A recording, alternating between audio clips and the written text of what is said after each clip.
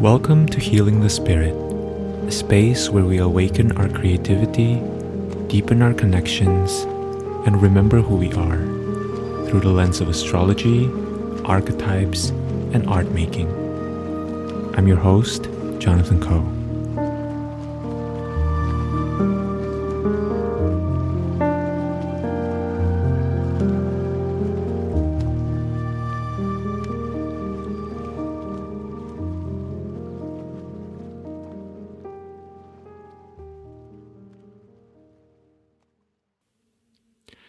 Hello everyone, welcome to Healing the Spirit, and welcome to this first solo episode of 2024. I'm so excited to be here with all of you. I have been taking a little break because I wanted to give myself a little bit of extra space from this particular offering because it feels like things are changing. I'm not fully sure about how it's changing, but it's definitely changing. And I'm feeling it. And as with a lot of my offerings, I feel like I don't get access to how it's shifting intellectually. And I'm here for it. I don't mind not fully knowing. And showing up here weekly is truly one of my most favorite things to do. And so here we are. Let's see what this new year brings to this offering. I feel that it's going to shift naturally. I think it's going to shift in a way that is gradual. It's also, I think, speaking to the vibe of 2024.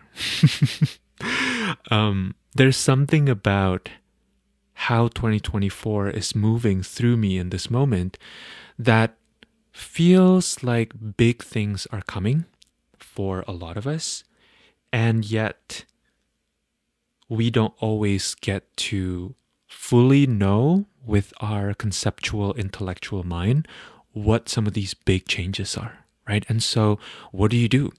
Do you just stay in your cave until you know? Or do you let yourself play and allow change to happen collaboratively, emergently, without a lot of planning? I don't think there's a right or wrong answer. I think for some people, retreating is the best possible thing. And for others, playing with showing up in the process of transformation is the name of the game, and I think we all have different curriculum. So I think that's such a perfect segue to this coming week. This is talking about the week of January 15, 2023. And to me, this is also astrologically feels like such a great week to begin sharing some of these contemplations again, because the end of the week, we have one of the most major transits of 2024, which is Pluto entering Aquarius. And that's going to happen on Saturday, January 20th. And leading up to that feels very quiet and internal to me.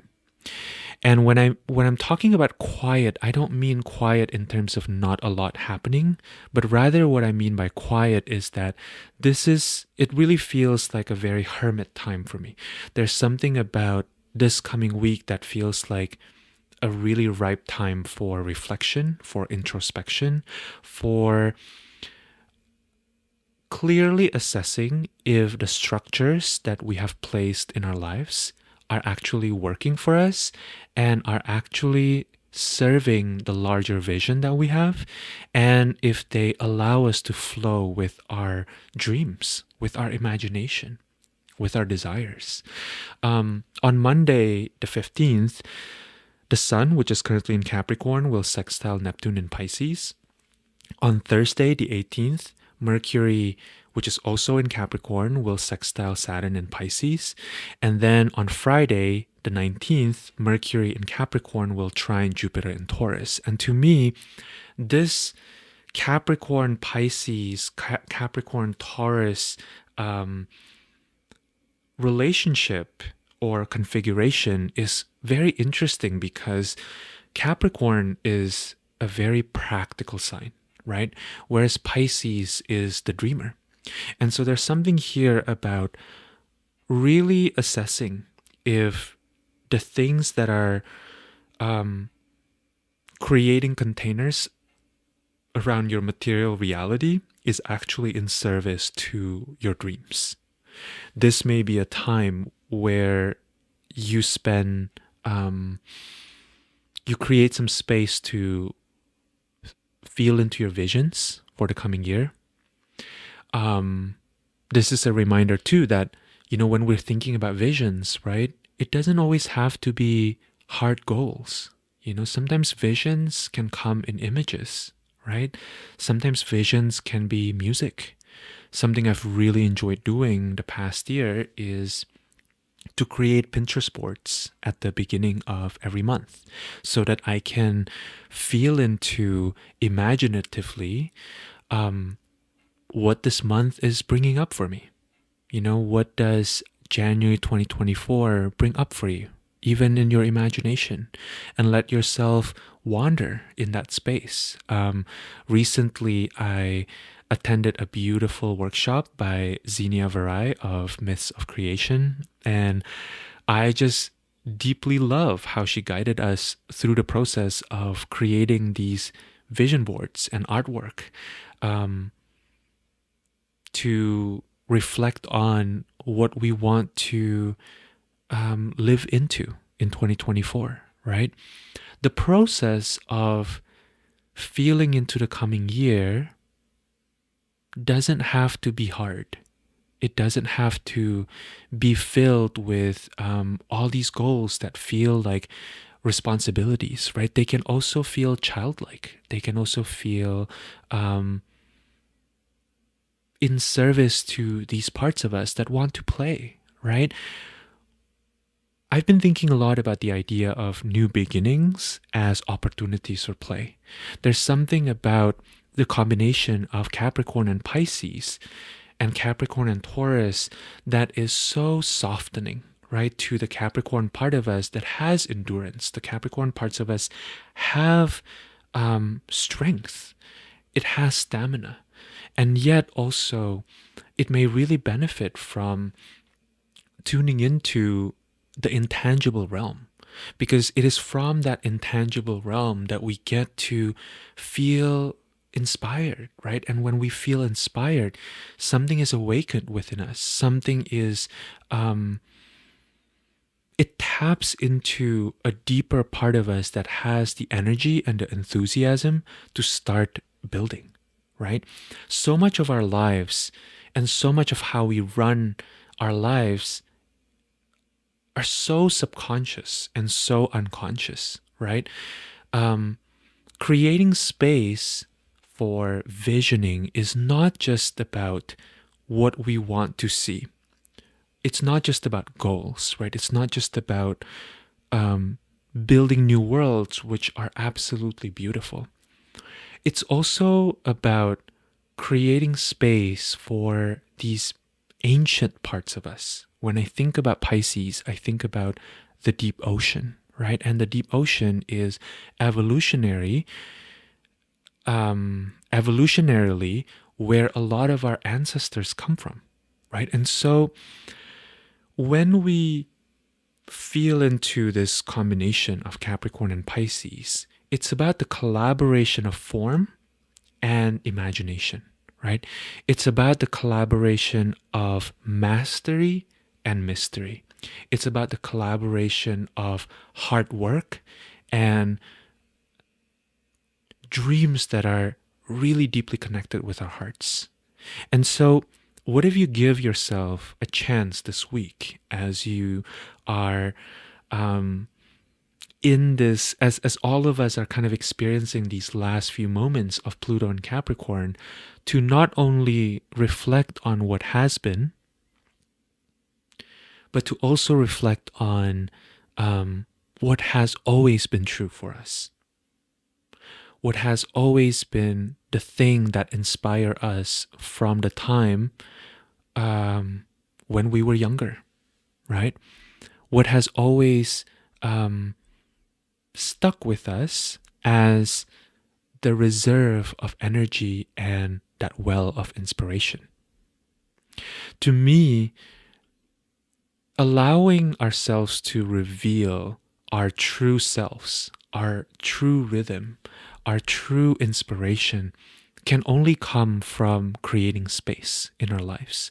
And with all these planets in Capricorn, right, being assisted, um, receiving collaboration from the Pisces planets and also from Jupiter and Taurus, there's something here about remembering what always has been and knowing that perhaps the most sustainable way to move forward, right? The most sustainable way to build something, to build containers for our lives, is to look at who have I always been, regardless of my situations, regardless of who I'm around. What are some of the things that have always been constant within my being? On Friday, the 19th, also, we have Venus in Sagittarius squaring Neptune in Pisces. And to me, one way that I'm thinking about this transit is Neptune, right, is an outer planet, whereas Venus is a personal planet, right? And both Sagittarius and Pisces are traditionally ruled by Jupiter. So they both speak to greater awarenesses of philosophy, right? Of this quantum field that we all live in. And it may feel like there's an interruption to the ways that we have thought about pleasure, right? Our philosophies around pleasure may be challenged in some ways by inspiration that kind of comes in, and so this transit feels to me like a beautiful transit to remind us of the rigidity that we may have around what pleasure means, right? This is a beautiful time also to engage in something creatively, even though it's a square between Venus and Neptune. There's something here also that feels to me like a very creative transit, right? So if there is a new project that you want to be working on, or maybe there's a new friendship or relationship that you want to deepen, this may be a really beautiful time to do that. On Saturday, the 20th, the Sun will conjoin Pluto for the last time in Capricorn, at least within our lifetime.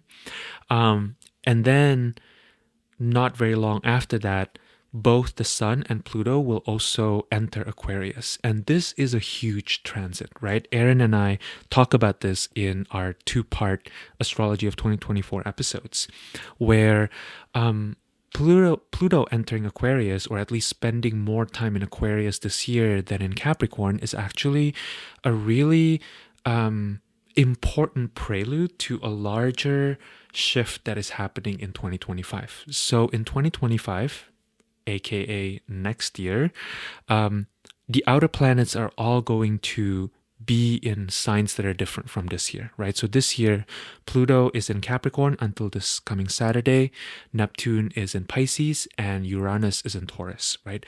Next year, Pluto will be solidly in Aquarius. It will not dip back into Capricorn. Neptune will move into Aries, and Uranus moving into Gemini after having spent the past few years in Taurus, at least by mid-2025. This feels significant to me because the outer planets provide a kind of backdrop, right, to the whole drama of the planets within this solar system. And so when all of them shift from earth and water signs into fire and air signs, it feels to me extremely, this is a huge shift, right? It's kind of like moving from a psychological thriller to like an action movie, right? Some of you may have heard me use that analogy, or maybe, watching your favorite show, and so far it's been shot in Norway, and then suddenly we move to India, right? Like very different vibes. And so, this coming week, right, with all the planets, at first being in Capricorn and Pisces, or mostly the configurations kind of happening in Capricorn and Pisces, and then moving into Aquarius by the end of the week. And also, I should say that Saturday too, Mercury moves out of its shadow, right? You might feel a pretty significant shift, right? The start of Aquarius season this year, meaning when the sun enters Aquarius, is also marked by this huge change in terms of one of the most significant baseline note, right? Pluto, when I was learning evolutionary astrology, in the evolutionary astrology framework, Pluto is often talked about as like the baseline, right, of the music. And so imagine, if the baseline has been kind of beating steadily in this one key, and then suddenly it shifts into another key, right? It can be a total surprise, but with this particular shift of Pluto into Aquarius, I think it's going to be quite significant, because not only is Pluto, right, moving into Aquarius, but at the same time, the sun is also moving into Aquarius, right?